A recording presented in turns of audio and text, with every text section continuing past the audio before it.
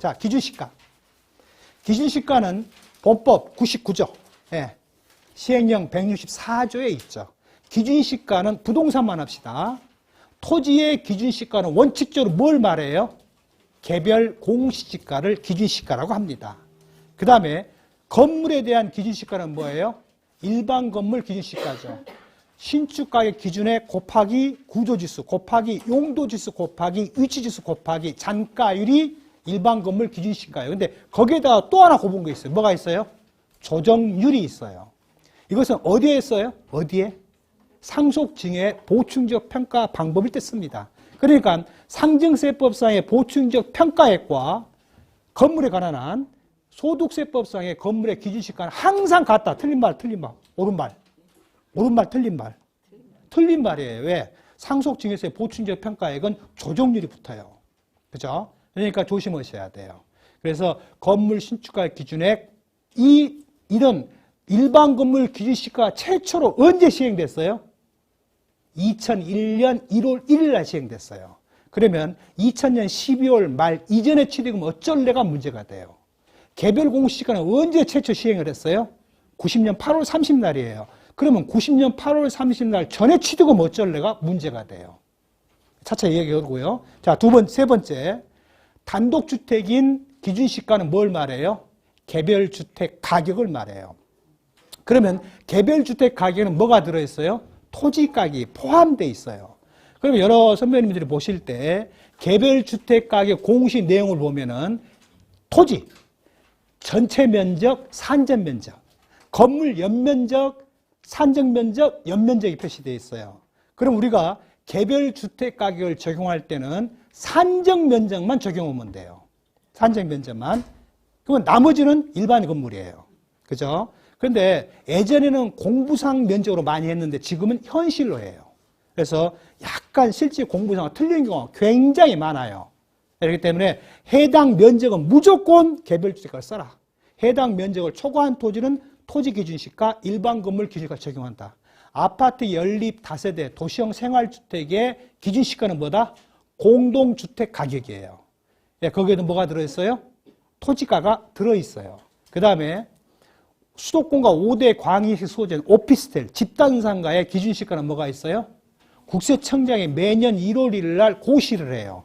오피스텔 집단상가 기준시가 고시인데 그 특징이 있어요. 뭔 특징이 있어요? 거기는? 개별주택 가격이나 공동주택 가격은 전체 면적에 대해서 하죠. 그러나 아파트, 오피스텔, 그다음에 집단상가의 기준시가는 전체 면적이 아니에요. 뭘로 해요? 1평방미터당 얼마예요? 거기다 뭘 곱해야 돼요? 뭘? 건축물 대장상에 있는 연면적을 곱으셔야 돼요. 그 연면적 속에 뭐가 들어가요? 주차장이 들어가요. 계단실 들어가고 공유문제 다 들어가요. 넣어서 계산해요. 그 오피스텔 기준시가에는 뭐가 들어있어요? 토지 가격이 들어있어요. 그러면 개별주택 가격, 공동주택 가격, 오피스텔 기준시가를 자산별로 쪼갠다면 뭘로 쪼개야 돼요? 쪼갠다면 장부가가 있으면, 죄송합니다. 감정가가 있으면 그걸로 조금 되겠지만 감정가 있을 턱이 없어. 그렇죠? 그럼 뭘로 쪼개야 돼요? 기준시가로 쪼개야 돼요. 그렇죠? 그런데 이게 또 문제가 또 하나 있어. 취득할 때는 50평방미터예요. 근데 양도할 때는 80평방미터예요. 그럼 어떻게 해요? 줄는 경우도 있어요. 그냥 그대로 대입하세요. 또 만약에 단독주택의 경우로 생각해 봅시다. 토지는 이때 취득했어요. 토지를. 근데 건물은 이때 취득했어요. 그죠? 내가 땅을 계속 나대지로 놔두고 있다가 거기다 건물을 지었어요. 그러면 나중에 이게 2005년 4월 30날 개별주택의 최초 공시분이에요. 그죠? 최초 공시분을 취득 당시로 끌고 가야 돼요. 그죠? 그럼 어떻게 해야 돼요?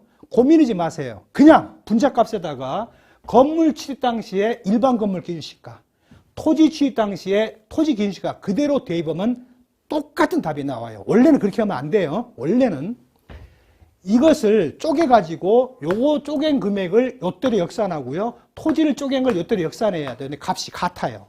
예, 통분 약분은 아까 똑같이 토지 양도차익 곱하기 전체 양도가분의 전체 양도가 마이너스 12억. 대입하고 똑같이 이치예요. 그러니까 그 다음에 공동주택 가격인데 공동주택의 특징이 또 뭐가 있어요? 땅이 한 필지 띠까 여러 필지 띠까? 여러 필지예요. 그러면 토지 기준 시가를 뭘 넣을 거냐 또 문제가 돼요. 원론적으로 원칙적으로 유권회생은 뭘 넣으라게 돼 있어요? 그 표제부에 보시면 표제부에 1번지 얼마, 2번지 몇 평방미터, 3번지 얼마 이렇게 쭉 써져 있어요. 그럼 맨 처음에 있는 개별 공시지가를 적용하면 돼요. 그런데 이 동사무소 직원들이 개별 공시지가를 다 똑같은 아파트 부수토지니까 똑같이 하면 좋은데 이거 100만 원? 이거 100만 원 하면 안 되잖아. 105만 원. 이거 105만 원, 이거 95만 원. 이런 식으로 공시지가 다른 경우가 있어요. 그럼 어쩔래가 또 문제가 돼요. 그러니까 만약에 초기에 기입된 게 크면 클수록 나중에 환산치대가 어떤 일이 벌어져요? 분모값이 크면 클수록 얻어진 값은 어떻게 돼요? 자꾸 적어져요. 그죠? 그러면 양도 차익이 자꾸 많아져요. 그러면 그렇게 안 해볼 수도 있잖아요. 어떻게 해요? 모든 토지의 기준시가를 다 더해. 다 더해서 전체 면적으로 나눠버려요. 그건 평균값 나오죠. 그걸로 할 수도 있어요. 그러니까 원칙은 초뒤에 기재된 걸 적용을 하되 만약에 납세자가 원한다면 평균값을 적용할 수도 있다. 예, 그래서 그건 상황상 계산해 봐야 돼요. 예. 대부분이 초두가 제일 높아요. 초두가 면적이 다 커요. 근데 어떤 거 보면 또 안 그래요. 또 초두가 면적이 제일 적어요. 또 예, 왔다 갔다 해요. 그러니까 그것은 기준시가 개별 공시를 때 좀 조심해야 되는데 그렇게 안 하는 경우가 있더란 얘기입니다. 책상발에 앉아서 해버리니까.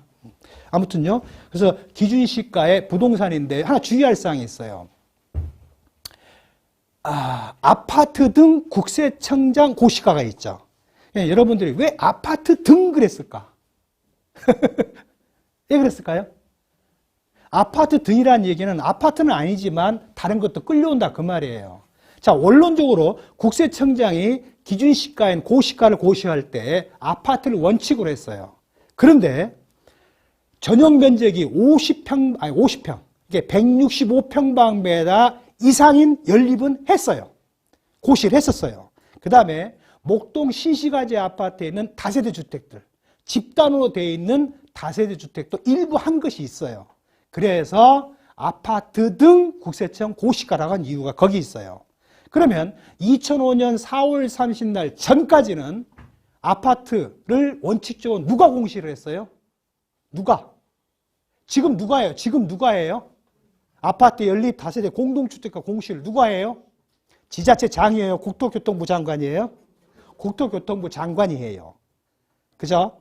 그러면 2005년 4월 30일 전에는 누가 했어요? 아파트를? 국세청장이 했어요. 그러면 만약에 이날이 2005년 4월 30일이에요. 이날이 1998년 11월 1일이에요. 자, 이가 2022년 4월 30일 양도를 해요. 이때 취득을 했어요. 이때가 최초 공시 날짜예요. 그러면 환산가를 계산할 때 아파트 같은 거 기한 환산가 쓰시면 안 돼요. 그 사람이 최초 분양자는 취득 실가가 있어요. 무조건 하면 안 돼요. 등기부등본을 딱 떼보니까 최초 보전 등기자가 H건설이에요. 그러면 분양가가 있어요. 그러면 그 등기부등본 세 번째 장에 등록세 과세 표준이 있어요. 그게 분양가예요. 그게 취득가예요. 근데 그걸 생각하고 무조건 환산가 쓰면 큰일 납니다. 100% 걸려요.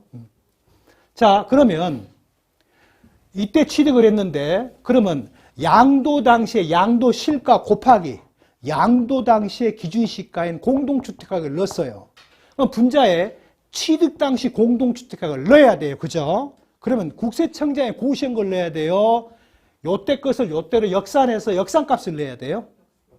안 돼요. 부칙과 99조에 써져 있어요.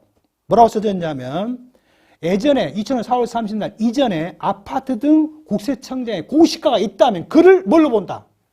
공동주택 가격으로 본다라고 했어요. 예, 그러면 그 공동주택 기준시가를 어디서 찾아요? 홈택스에 가면 볼 수 있죠. 근데 그 프로그램이 좀 잘못 만들어졌어요. 시키면요, 없대요. 안 나온대요. 기준 가면 옆에 스크롤 바가 있어요. 그걸 이렇게 내려봐야 돼. 안 내려보면 눈으로 보니까 안 보여. 그러니까 없대요. 낭패입니다. 옆에 스크롤바가 있어요. 스크롤바를 이렇게 쑥 내려봐야 돼요. 예, 그걸로 해야 돼요. 근데 거가 101동이 없어요. 근데 101동이래. 그런 경우 안 보셨어요? 아파트가 딱 한 동이에요.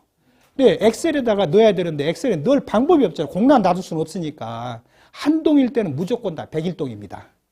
아시겠죠? 예, 없다고 하지 마세요. 그 다음에 거기가 아무리 봐도 무조건 날짜를 잘 보셔야 돼요. 공시 날짜를, 고시 날짜를. 근데 국세청장이 고시형을 1년에 꼭 2번 했습니다. 보통 3월 달에 한 번 오고 11월 달에 한 번 했어요. 그래서 취득 시기별로 공동주택 가격이 틀릴 수가 있습니다. 국세청 고시가 틀릴 수가 있어요. 그 다음에 연립주택이라고 해서 무조건 2005년 4월 30일 국토교통부 장관의 고시한 걸 무조건 분자값이 넣으면 안 돼요. 혹시라도 국세청장이 고시한 게 있을 수도 있어요. 그럼 뭔만 조심하면 돼요? 뭔만 조심하면 돼요? 전용 면적이 얼마짜리? 50평 이상인 거. 그런데 100% 했습니다. 이게 165평방미터 이상인 전용 면적으로 한다면 국세청장이 고시한 게 있겠구나. 그것을 취득 당시 연립주택의 기준시가로 분자값을 내야 돼요. 자, 이제는 2005년 4월 30일, 90년 8월 30일 전에 취득한 토지 또는 건물의 일반 건물 기준시가 또는 토지의 기준시가 어떻게 구할 것이냐가 문제가 되겠죠. 예. 자, 90년 8월 30일 대한민국에는 모든 토지의 필지별 가격을 공시를 했어요. 이걸 뭐라고 말해요? 개별 공시지가라고 해요. 개별 공시지가. 그러면 개별 공시지가인데 이날이 86년 4월 1일 날 취득을 했어요. 그러면 어쩔래가 문제가 돼요. 어쩔래? 그러면 90년 8월 30일 날 공시된 개별 공시지가 곱하기 분수의 분모 애시당초에는 이렇게 됐어요. 90년 8월 30일 날 현재의 토지 등급가액. 이게 세법에는 지방세법에 의한 시가표준액이라고 되어 있죠. 토지 등급가액 곱하기 토지 면적이 시가표준액이거든요. 이게 토지 등급가액. 어차피 분모 분자가 특별한 사유가 없는 한 면적이 같은 거니까 약분된 건 마찬가지잖아요. 예. 그 다음에 86년 4월 31일 현재의 토지 등급가액을 대입을 해야 돼요. 그러면 X값이 나오겠죠? 이걸 뭐라고 한다? 86년 4월 31일, 죄송합니다. 4월 30일이 없는데. 야, 합시다. 4월 30일 현재의 개별 공시지가가 역산돼 나오죠. 그런데 이게 말썽이 났어요. 이걸 왜 말씀드리냐면, 이걸 해놓으면 외우지 않아도 자동적으로 떠오르게 돼 있어요. 지자체에서는 앞으로 재산세를, 과세를 토지 등급가액으로 하지를 않고 개별 공시지가 토지 기준시가에 과세할지를 알았어요. 이거 제도를 도입을 할 때. 그러니까 여러 선배님 보시면 토지 등급이 보통 1등급에 10원 정도 차이 나요. 그러니까 만약에 100등급짜리를 110등급으로 올려버려 하더라도 세금에 큰 영향이 없어요. 작년에 5만 원 나왔지 올해 5만 2천 원? 에이 5만 원에 갑자기 50만 원 나와봐. 나 종부세 이번에 나왔더라고요. 아파트 한 채인데 무슨 종부세가 왜 나와요? 나 이해를 못 하겠어요. 하여튼 그래도 전체 대한민국 인구의 일부분이니까 기쁨만 내려고 마음 먹고 있어요. 근데 그건 좀 그렇습니다. 예. 두 가지더만요. 11억 빼주고 나이 넘었다고 또 빼주고 더 빼주지. 혼자 살 때도 빼줘야지. 아무튼 말썽이 났어요. 그래서 예를 들어서 100등급이 통상적으로 보시기에 토지 등급표, 토지 대장 밑에 토지 등급표가 있잖아요. 1년에 보통 3등급 올라가요. 그런데 갑자기 올려버린 거예요. 100등급짜리를 120등급으로 올려버린 거예요. 그러면 분모값이 커지면 커질수록 얻어진 X값은 어떻게 돼요? 자꾸 줄어요. 줄면은 토지 양도 차이가 어떻게 돼요? 자꾸 커지게 돼. 이게 말썽이 났어요. 자, 여러분이 입법자라고 한다면 이걸 어떻게 보완하고 싶어요? 평균값을 구하면 좋겠죠. 예, 직전기. 그래서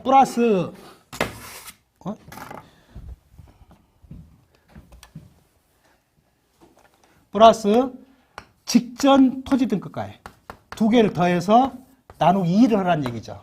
그러면 완화가 될까요? 아까보다는 분모값이 어떻게 돼요? 줄어들겠죠. 그러면 X값이 어떻게 돼요? 높아지겠죠. 높아지면 양도 차이가 어떻게 돼요? 내려가겠죠. 그래서 평균값을 구하자고 164조를 개정을 한 거예요. 그래서 그러면 직정이는 언제로 말하냐? 89년 12월 말 현재를 기준으로 한다는 얘기입니다. 다만 수시 조정 등급이 있으면 그를 말한다. 그러면 수시 조정 등급은 원론적으로 1월 1일부터 12월 31일이 조정 대상 기간이에요. 조정 기간, 동일한 조정 기간인데 토지가 임야였다가 갑자기 대로 바뀌어버렸어요. 토지의 가치가 확 뛰어버렸잖아요. 그러면 간주취득세 나오죠. 토지 등급이 확 뛰잖아요. 그죠? 그러면 이 수정 등급을 만들어요. 근데 1월 1일부터 8월 30일 전까지 수정 등급이 있다면 그를 직전 토지 등급을 해라. 만약 없다고 한다면 89년 12월 말 현재 토지 등급 가액을 하는 얘기입니다. 자, 그런데 하나 문제가 하나 있어요. 여러분 선배님들이 잘 아시겠지만 토지 대장을 한번 자세히 보세요. 자, 그걸 말씀드리기 전에 토지 등급 가액표 잠깐 봅시다.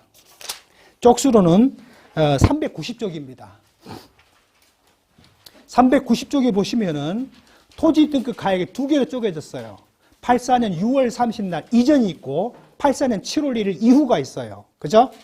자, 첫 번째. 왜 이걸 쪼개놨을까요? 84년 6월 30일 이전과 84년 7월 1일 이후로 왜 쪼개놨을까요? 지방세법에 의한 재산세, 취득세, 등록세, 과세표준인 시가표준 계산을 84년 7월 1일자로 전면 개정을 했어요. 84년 6월 30일 이전까지는 평당 얼마였었어요. 평당. 그리고 토지 등급이 세분화되지 않아 대분화되어 있었어요. 근데 84년 7월 1일자로 이 평당 면적을 다 뭘로 바꿨어요? 평방미터로 바꿨어요. 그리고 토지 등급을 굉장히 세분화했었어요. 예.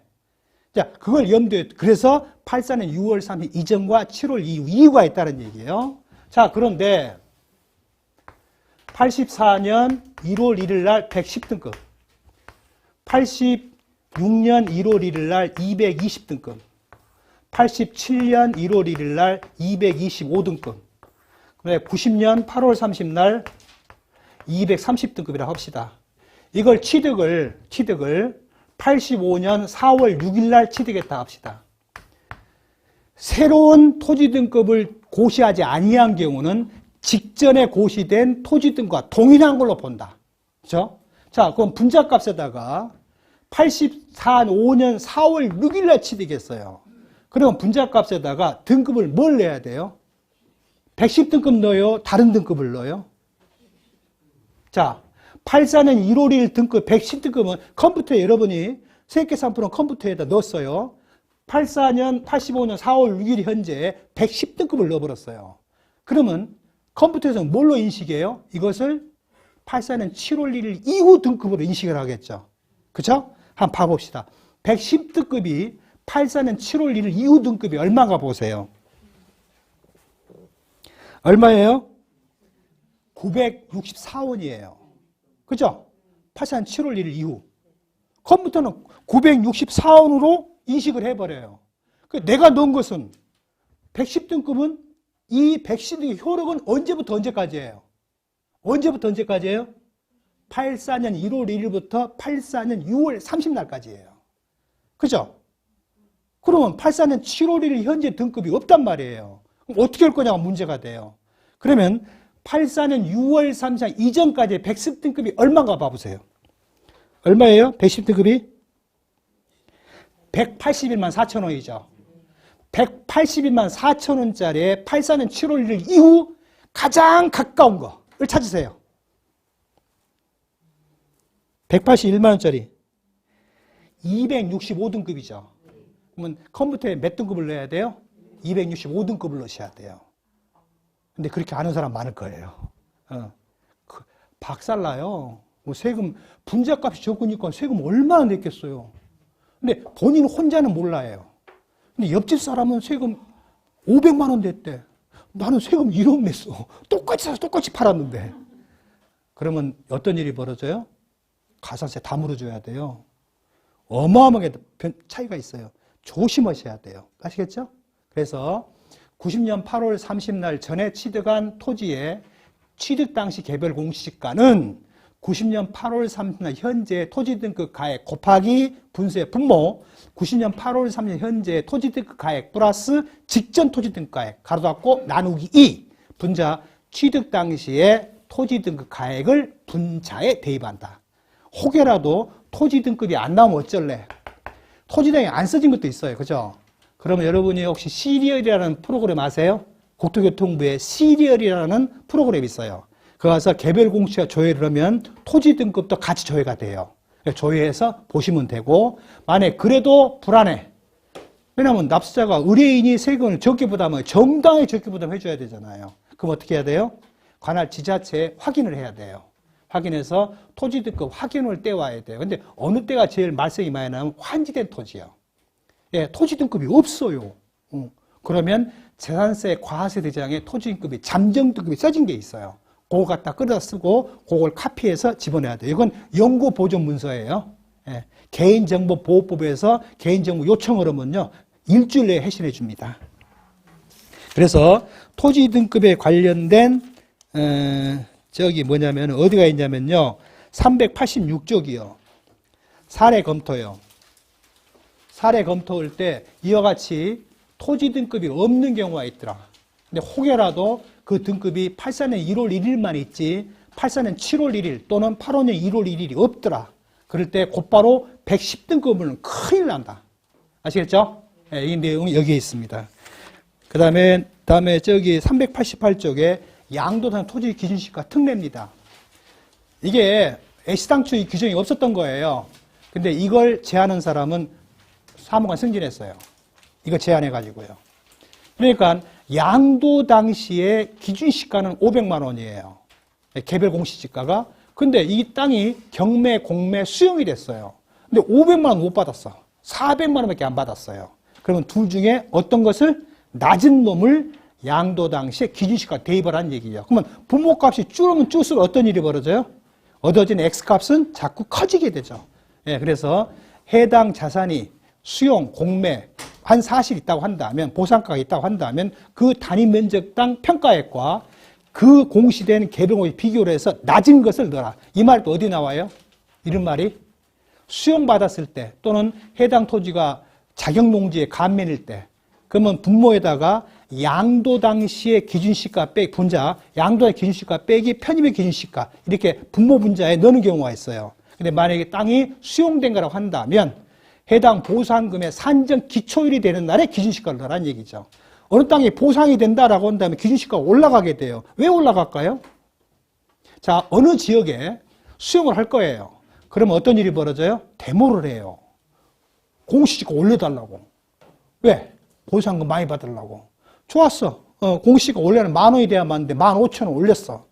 나중에 이제 보상을 받았으니까 양도 문제가 걸리잖아요. 그럼 양도의 기준시가 커져. 커지면, 세금이 커지면 또 데모를 해요. 내가 팔았냐? 너희들이 강제로 뺏어갔지 않느냐? 왜 세금이 1억이냐? 그래서 말썽이 난 거예요. 그 다음에 그렇게 공익사로 수용이 되면 10중 8구 용도적이 뭘로 바뀌어요? 농지 같은 게 주상공으로 바뀌어요. 그러면 상대적으로 공시가 올라갈 수밖에 없어요. 그러니까 부모값이 자꾸 커지니까 양도 차익이 자꾸 커지는 거예요. 환산가가 적어지니까. 그래서 바꾼 거예요. 그런데 분모에 집어넣을 때 양도당 기준시가를 해당 토지가 수용 현매수된 경우로 한다면 보상금 산정의 기초가 되는 날에 기준시가를 양도의 기준시가 넣으라는 얘기죠. 분모값을 어떻게 주겠다? 높여주겠다? 낮춰주겠다. 분모값을 낮춰주겠다는 얘기입니다. 그래서 세금부담을 완화시키는 뜻이에요. 그러면 보상금 산정의 기초가 되는 날의 기준시가는 어디서 봐요? 여러분이 토지 등 수용 확인서를 보시게 되면 맨 첫머리가 뭐가 나옵니까? 물건지가 나와요. 면적이 나와요. 중간에 뭐가 나와요? 근거 법률이 나오고 사업인정 고시이 나오고 보상가가 현금이냐 채권이냐, 현금 채권을 구분해주고 마지막이 보상금 산정의 기초가 되는 날에 기준시가를 써준 거 있어요. 그런데 그거 맹신하지 마세요. 그거 바꿔온 사람이 있습니다. 예. 그거 원래는 그 발급 기준이 셀룰로이드 테이프로 봉하게 돼 있어요. 예, 근데 안 봉해요. 그 다음에 또 뭘 바꿔온 사람이 있어요. 사업인정 고시 날짜 바꿔와요. 이게 그건 절대 믿지 마세요. 두 번째, 그 사람이 공익사업 시행자도 아니에요. 아닌데 지가 공익사업 시행자로 수용 확인서를 발급해줘요. 그거 믿지 마세요. 그 다음에 사업인정 고시 날짜를 어떻게 확보해요? 없대요. 모른대요. 그건 뭐예요? 전자관보를 뒤져보세요. 인터넷 전자관보 있잖아요. 전자관보에다가 뭐 광흥리 뭐 택지개발 사업지구 지정 뭐 광흥리를 쳐보세요. 그러면 광흥리가 나온 전자관보가 뜹니다. 거기에 사업인증 고시 날짜가 표현되어 있어요. 그러면 거기에 사업 시행자가 나와요. 그 사람이 사가야 돼요. 예. 다른 사람 사가면 안 돼요. 예. 그래서 그 수용 확인서를 보실 때 거기에 표시가 돼 있다. 근데 그걸 절대 그대로 맹신하지 말아라. 그걸 믿고 감면했다가 감면해서 아니면 어쩔 겁니까? 그러니까 납세자는 몰라요. 그냥 그래서는 수용 확인서 떼오세요. 그러니까 거기 가서 수용 확인서 떼달라니까 그냥 떼줘요. 아무렇게나. 근데 감면해서는 아닌데. 그러면 이제 감면율을 적용할 때 제일 많이 만나는 게 도시및 주거환경정비법에 의한 재개발, 재건축 조합에다가 양도한 행위가 있어요. 현금 청산 대상자도 있고 환지 청산금을 지급받는 경우가 있어요. 감면 대상이 되는데 될까요? 안 될까요? 다시 해봐요. 돼요? 안 돼요? 난 질문하지 마. 나도 질문 해봅시다. 돼. 예. 돼요? 안 돼요? 제가 프로 안 된다고 많이 물어봐요. 그죠? 예. 돼요? 안 돼요? 아버지 땅이에요. 돼요? 예. 77조 1항 제3호에 있어요. 도시및 주거 환경정비법에 따른 정비사업 조합에 양도할 때는 감면해 주라고 돼 있어요. 그러면 채권일 때는 감면율이 달라요. 예, 30%, 40%짜리가 있어요. 그러면 채권 감면 규정을 적용할 수 있을까, 못 올까? 또 해보세요. 할 수 있다, 할 수 없다. 할 수 없다고 말 좀 해줘요. 할 수 없어요. 왜요? 재개발, 재건축, 정비사업 조합은 채권 발행을 못 합니다. 100% 현금이에요. 그럼 무조건 몇 프로예요? 10%예요. 이렇게 여러 선배님들이 청산금을 지급받은 부분에 대한 양도 차익을 계산할 때 양도 시기는 언제로 해요? 이전 고시일 다음 날이 양도 시기예요. 예. 그런데 이전 고시일까지도 청산금을 지급을 다 못 받았어요. 그러면 대금 청산일이 양도 시기예요. 근데 이전 고시일 전에 다 청산을 받았어요. 하더라도 양도 시기는 언제다? 환지 확정 처분 공고일인 이전 고시 환지 확정 처분 공고일입니다. 그 다음 날이 양도 시기예요. 그러면 그대로 과세하면 안 돼요. 어떻게 하라고요? 10%? 세 감면해 주라고요. 예. 감면해 주셔야 돼요. 그러니까 안 하는 경우가 많습니다. 근데 뭐 납세자는 몰라요. 모르니까 그냥 가도 지나가요. 세무서에서는 그거 세금 많이 냈다 환급해 준 거 보셨어요? 안 해줘요. 잘못 낸 것도 경정청구 무조건 불체태고는 마당에. 그죠? 예, 굉장히 조심하셔야 돼요. 자, 넘길게요. 그래서 390쪽에 토지 등 가액표는 이제 이해가 되셨죠? 일반 건물 기준시가요. 일반 건물 기준시가는 2001년 1월 1일 날 최초로 시행을 했습니다. 그러면 2000년 12월 말 이전까지는 뭘 썼을까요? 건물의 기준시가를. 지방세 시가표준액으로 했어요. 그래서 옛날에는 매년 1년에 행자부, 지금 행안부요, 안전자치부요, 하도 많이 바뀌니까 거기에서 매년 한 번씩 건물 시가표준액 조정 지침을 만들어서 보급을 해요. 그러면 그것을 세무서에서 한 부씩 출력을 해서 받아갖고 있어요. 그러면 예전에는 세무서에 인사이동 나면요, 과장이 해야 할 일이 뭔지 알아요? 과장 계장이 해야 할 일이, 한영 창고에 건물 시가표준 조정 지침이 있지, 집에 갖다 놔. 인사이동 끝나면 가져와. 그걸 들고 가버려요. 왜? 인사이동 나와서 다시 재산세과로 가면 그걸 써먹어야 되니까. 그게 없으면 일을 못하니까. 예. 그래서 잔류자한테는 그걸 갖다 놓으라고 그래요. 못 가져가게 해요. 없으면 일을 못해요. 그때마다 컴퓨터가 없었으니까요. 예. 그러니까 컴퓨터가 전적으로 보급된 게 88년이죠. 올림픽 때. 그 다음에 TIS가 개통된 게 97년이에요. 그러니까 97년 전까지는 다 수동으로 했었어요. 수동으로. 그래서 여러 선배님들이 이러실 때 굉장히 조심할 이유라는 얘기죠. 그래서 2000년 12월 말 이전까지는 지방세법에 의한 시가표준액을 적용했다. 그러면 그것은 특징이 있어요. 혹시 그걸 찾을 일이 있을 겁니다. 어떤 찾냐면요, 어떤 사람이 상가 건물을 팔았어요. 복식기장 의무자예요. 장부에 기장을 했어요. 토지 취득가 5억 8천, 건물 취득가 3억 4천 958원. 환산가를 쓰면 5억이에요. 건물 양도가가, 건물 취득가가. 근데 장부가는 3억이에요. 그러면 이제 여러분 어떻게 할래요? 이게 진짜 취득가일까? 예, 아니면 취득 당시 기준시가일까? 그죠?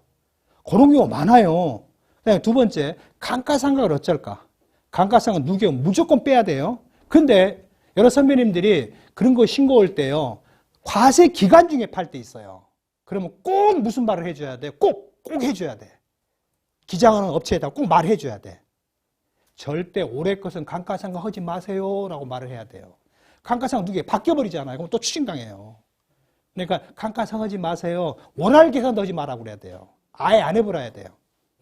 그래야 양도 차익이 변화가 없습니다. 두 번째, 장부가하고 환산가하고 너무 차이가 많이 나. 그러면 원래는 장부가를 써야 돼요. 그죠? 하지만 이게 기준시가로 기장하는 경우가 태반의 경우예요. 그러니까 여러 선배님 밑에는 부하 직원들이 최초 기장을 할 때 개시대차대표를 만들 때 실제 취득가를 넣어주면 얼마나 좋아요. 근데 어떻게든 자산을 낮추고 싶어. 기준시가 넣어버려. 그것도 정확히 계산도 안 해. 대충 계산을 해. 이게 말썽이 나요. 그러면 세무서에서는, 과세관청에서는 장부가가 있고 장부를 지금 20년 동안 계속 복식기장 했잖느냐. 이게 취득가다라고 해버리면 어쩔 겁니까? 반반이에요. 져요. 예. 그럼 어떻게 해야 돼요? 이 기장된 금액은 그때 당시 기준시가다. 그러면 1984년에 취득했다고 합시다. 84년은 85년에 문제가 없겠지만 86년에 취득했다고 합시다. 그러면 환산가를 쓰기 전에 취득 당시에 지방세 거무 시가표준액 조정지침을 확보를 해야 돼요. 그걸 어디 가서 확보해요? 개인정보 요청을 하세요. 서울시청에다가. 그러면요, PDF 파일로 줍니다. 그거 가지고 계산을 해봐요. 계산을 해봐가지고 그 금액하고 거의 비슷해요. 그럼 이건 뭐다? 기준시가다. 따라서 취득시가도 아니다. 아니다. 따라서 환산가를 쓰겠다. 그러면 돼요. 그렇지 않고 막 쓰면 안 돼요. 조심하셔야 돼요. 그래서 2001년 1월 1일자로 건물 신축가격 기준액 곱하기 구조지수 곱하기 용도지수 곱하기 위치지수 곱하기 잔가율을 곱했죠. 그죠? 그러면 매해 1월 1일자로 고시를 하죠. 국세청장이. 건물 신축가격이 처음에는 40만 원이었어요. 지금 얼마예요? 최고? 75만 원이죠. 예, 거기에다 구조지수. 거기 보면은 이게 뭐 65만 원을 합시다.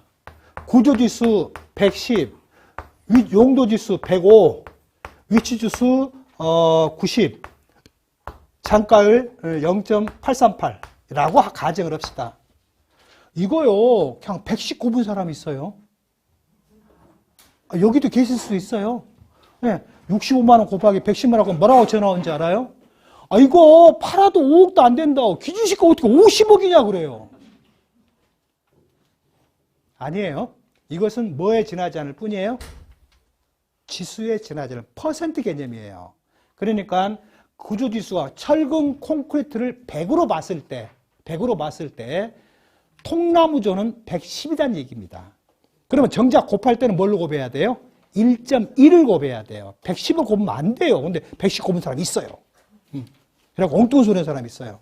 그 다음에 똑같은 1.05, 0.9, 0.838을 곱해요. 그래서 64만 9,590원이 나왔어요. 그러면 1,000원 단위 미만 어떻게 한다? 절사를 하라 이거예요. 절사를 해서 곱하기 건물의 연면적을 곱하면 돼요. 연면적이요.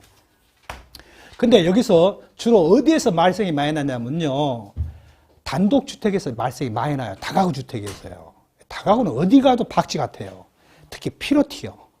피로티 면적을 넣어야 돼요? 빼야 돼요? 넣어야 돼요. 예. 근데 건축물 내장에는 연면적이 쑥 표시되어 있어요. 1층, 2층, 쭉 했는데 위에 보면은 용적률 계산하기 위한 연면적이 또 표시되어 있어요. 그럼 피로티에 빠져요. 지하층 빠져요. 그죠? 그러니까 그곳을 곱해버리면 안 돼요. 예, 반드시 지하층, 피로티, 옥탑 다 집어넣고 계산해야 돼요. 아시겠죠? 근데 많이 빼는 경우가 있어요. 그러면 용적률이 뭐고 건폐율이 뭐요? 말은 많이 써먹어요. 그죠? 건폐율이라는 얘기는 결과론적 값은 건물의 밀집도를 완화시키는 거예요. 땅 면적 대비 건물의 수평 투영 면적이 60이다. 60%다 한다면 절대 땅이 위에 있는 건물의 바닥 면적이 60을 넘으면 안 돼요. 그러니까 만약에 이러한 땅에 건물, 이런 건물 지을 수 있어? 못 지어요? 지어요? 못 지어요? 지어요. 얼마든지 지을 수 있어요. 그죠? 지을 수 있어요. 그러나 뭐에 걸려요? 용적률에 걸려요. 아니, 건폐율이 걸려요. 자, 이 땅은 100평이에요. 여기서 여기까지 이 면적을 재면 몇 평이 될까요? 100이 훨씬 넘어버려요. 120, 130, 200이 될 수도 있어요. 그래서 저런 건물 못 지어요. 건축가 내줄 수가 없죠. 왜? 건폐율 위반했으니까. 그 다음에 용적률은 결과값이지만 건물에 뭘 조정하는 거예요? 건물의 높이를 제한하는 거예요. 그러니까 건물의 바닥 면적을 싹 더한 것이 연면적이죠. 지하층은 안 합니다. 그 다음에 공유면적 뺍니다. 싹 더해서 토지 면적 대비를 구하는 거죠. 용적률을 500%를 주겠다. 뭐 200%를 주겠다. 100%를 주겠다. 상황에 따라 틀려요. 그래서 뭐 그 음마 같은 경우는 대표적인 용적률 때문에 그렇게 말썽이 많이 났잖아요. 용적률을 얼마나 주냐에 따라 틀리니까. 그러면 용적률이 낮으면 낮을수록 층수가 높아져요? 낮아져요? 낮아지게 되죠. 용적률이 완화되면 될수록 어떻게 돼요? 층수가 높아지게 되니까 원조합원 입장에서는 공짜나 매한가지죠. 그죠? 옛날에는 아파트가 쓰러져도 다시 2번 쓰러져야 뒷동화 만나요. 요즘 어떻게 돼요? 앞동이 쓰러지면 뒷동에 옥탑에 걸려요. 그러니까 건폐율도 완화를 했죠. 용적률을 완화했죠. 밀집도와 높이를 규제를 완화시킨다는 얘기가 거기에 있어요. 그래서 용적률 계산하기 위한 면적과 해당 건축물의 기준시가 계산할 때 연면적은 분명히 다르다. 조심하셔야 돼요. 특히 오피스텔 기준시가 대표적인 사례예요. 자, 그러면 2001년 1월 1일 날 40만 원 곱하기 구조 용도 위치 장가율 곱하기 1,000원 미만 버리고 건물 연면적을 구했어요. 그러면 2001년 1월 1일 현재의 일반 건물 기준시가 구해지죠?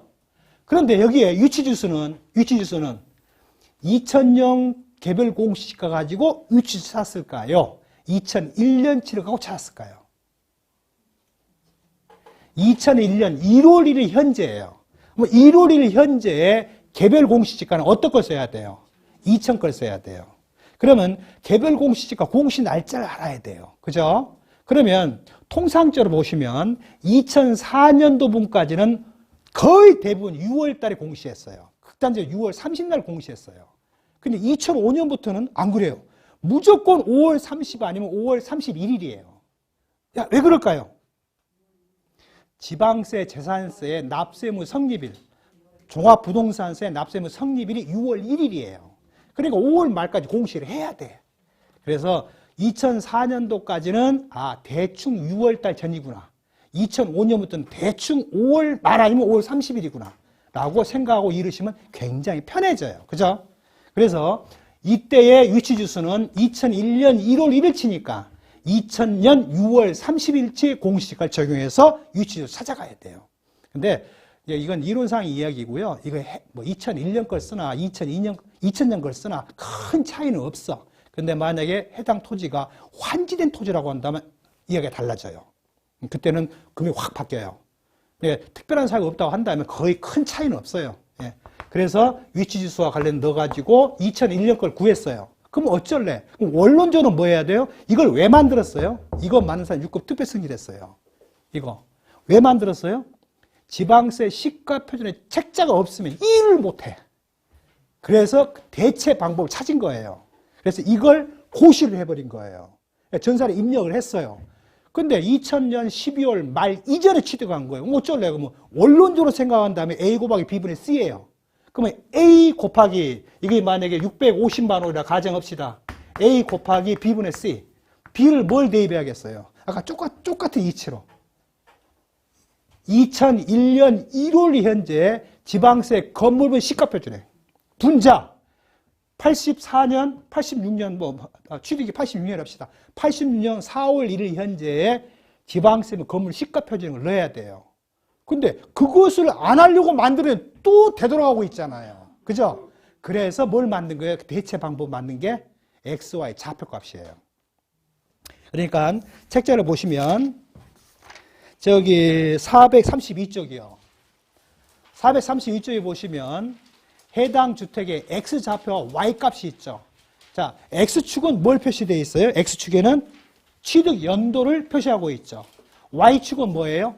신축 연도죠. 신축 연도와 취득 연도가 만나는 점에 좌표값이 있죠. 그것을 써라 이거예요. 그것이 바로 뭐다? 이 B분의 C값이에요. B분의 C값. 그래서 이걸 줘버린 거예요.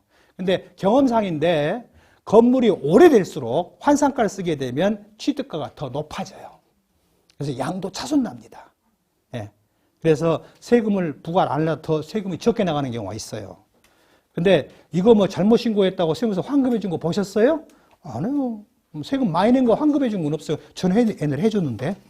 그래서 2000년 12월 말 이전에 취득한 일반 건물 기준시가는 2001년 1월 현재의 기준시가 곱하기 분수의 분모 2000년 12월 말 현재의 시가표준에 취득 현재 시가표준을 분자의 대봉에 맞지만 다시 원위치라고 있기 때문에 XY 좌표값인 이 말을 뭐라고 불러요? 취득 당시 기준시가 산정 기준율이라고 합니다. XY 좌표값이요. 예. 그래서 그러면 뭐 일반 건물 기준시가는 다 아셨죠? 예. 자, 다음은 437쪽이요. 공동주택 가격입니다.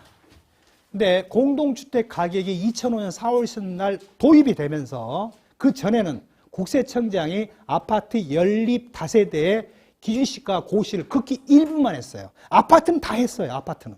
근데 연립은 전용면적 기준 50평 이상인 거.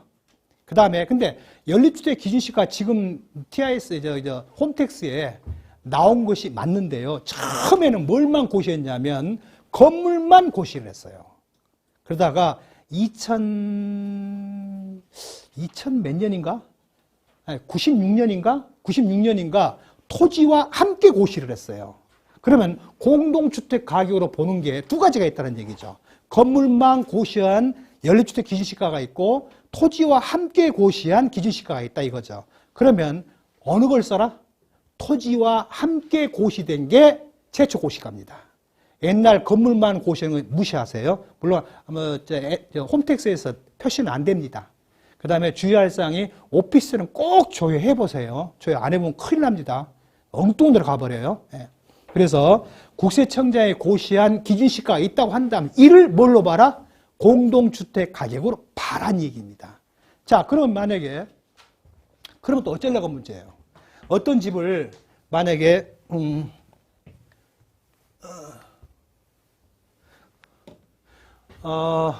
86년 4월 1일 날 A점에서 취득을 했어요. 신축 분양 아파트예요. 근데 B점에서 86년 11월 1일자로 국세청장의 고시가가 있어요. 그 다음에 2005년 4월 30날에 공동주택 가격인 건교부 장관이 고시한 공동주택 가격이 있어요. 자, 그러면 최초 고시가는 뭘 써야 돼요? 이걸 쓰셔야 돼요. 80년 1월을 국세청장의 1월 1일은 아니에요. 보통 3월 1일 아니면 11월 1일입니다. 그것이 최초 고시가예요. 그러면 요걸로 가져가야 돼요. 역산을 해야 되는데 무대뽀로 역산하면 안 돼요. 역산한 이유가 뭐예요? 왜 역산을 해요? 취득 당시 기준시가를 알 목적인 거죠. 그 말은 무슨 뜻이에요? 환상가를 쓰고 싶어 하는 거죠. 근데 이게 혹여라도 H건설이 보전 등기해서 한연호가 매매를 등기원에 소유권 이전 등기에 왔어요. 이것은 일반 분양분이에요. 그건 취득가 압니다. 조심하셔야 돼요. 귀신같이 알아요. 귀신같이. 근데 만약에 일반 사업자라고 한다면 주택 신축 판매업자가 매각한 거라면 모를까요? 알아요. 왜 알까요? 그 사람이 종합소에 신고했잖아요. 면세사업자 수익금액 신고를 했잖아요. 그게 다 입력이 돼 있잖아요. 금방 잡혀요. 조심하셔야 돼요. 그러니까 최소한 소유권 2번, 3번 바뀐 거. 2번, 3번 바뀐다고 한다면 10층 팔고 단기 양도가 아닌 한, 투기 지정지역이 아닌 한, 2주택 이상이 아닌 한, 고가주택이 아닌 한, 뭘로 신고했으니까? 기준시가를 신고했으니까 환산가 써도 돼요. 근데 그렇지 않으면 조심하셔야 돼요. 그럼 어떻게 해야 돼요? 최초 고시가 곱하기 분수의 분모 86년 1월 현재 토지의 기준시가 플러스 건물의 기준시가를 대입해야겠죠. 분모에 대입해야겠죠. 여기서 말하는 토지 기준시가는 대지권에 대한 토지의 개별 공시 곱한 거죠. 토지가 만약에 여러 필지면 어떻게 해라? 초두의 걸 적용해라. 근데 혹시라도 불리하면은 분모값이 커지면 손해니까요. 적게 하려면 평균값을 써도 좋다. 예, 유권에서 있습니다. 그 다음에 여기에 거주시가는 뭐 해야 돼요? 이 건물 기준시가는 2001년 1월 1일 현재의 건물 기준시가를 구해서 취득 당시 기준시가 산정 기준율 X와의 좌표값을 곱하면 나오겠죠. 분자에다가는 뭘 써야 돼요? 86년 4월 1일 현재 토지 기준시가 플러스 건물 기준시가를 대입하면 되겠죠. 근데 80년 11월 1일이구나. 그러면 이게 같은 과세기간 쪽에 들어있잖아요. 그럼 동일한 조정기간일까요? 별도의 조정기간일까요? 토지는 86, 만약에 극단적으로 합시다. 토지는 뭘로 해야 돼요? 90년 8월 30날 개별 공시지가를 역산한 가격이 되겠죠. 이건 80년 4월 1일은요, 이것도 역산한 가격을 하겠죠. 근데 요때와 요때가 다를 수가 있어요. 토지도 조정될 수도 있어요. 그 다음에 건물 기준시가는 같을까요? 틀릴까요? 건물 기준 다 같은 86년인데 같을까요? 절대 틀릴까요? 절대 틀려요. 왜 절대 틀릴까요? 86년 4월 1일에 위치주소는 언제 걸 써요? 85년 걸 쓰게 돼 있어요. 그죠? 86년 11월 달 언제 걸 써요? 86년 6월 달 공시를 써야 돼요. 틀려요. 토지 등급이 달라요. 물론 80년대 공시가 없었지만 토지 등급이 다르기 때문에 바뀔 수가 있어요. 절대 같질 않아요. 근데 같은 기간, 만약에 10월 1일 날 취득해서 10월 1일 날 취득해서 11월 1일 날 취득 도래했다고 한다면 그건 값이 같아요. 그러면 똑같은 값이 돼요. 그래서 상황에 따라 틀리지만. 그래서 일반 건물 기준시가, 토지 기준시가를 모르면 아무것도 못 합니다. 아무것도 못 해요. 그게 원칙이에요. 그래서 90년 8월 30날 전에 취득한 토지의 개별 공시지가는 90년 8월 30날 개별 공시지가 곱하기 분수의 분모, 90년 8월 30일 현재 토지 등급 가액 플러스 직전 토지 등급 가액 가로 닫고 나누기 2 분자 취득 당시의 토지 등급 가액으로 쓴다. 자, 일반 건물 기준시가는 건물 신축가 기준에 곱하기 구조지수 곱하기 위치지수, 용도지수 곱하기 위치지수 곱하기 장가율 곱하기 1,000원만 버리고 건물 연면적. 근데 2000년 12월 말 이전 거면 어쩔래? 2001년도 건물 신축가 기준에 더한 건물 기준시가 곱하기 취득 당시 기준시가 산정 기준율을 곱해라는 얘기입니다. 됐죠? 그래서 국세청장에 관련된 기준시가를 끝내고요. 다음에 10분 쉬셨다가 30분에 오피스텔 기준시가를 합시다. 그리고 그냥 뛸 거예요. 예.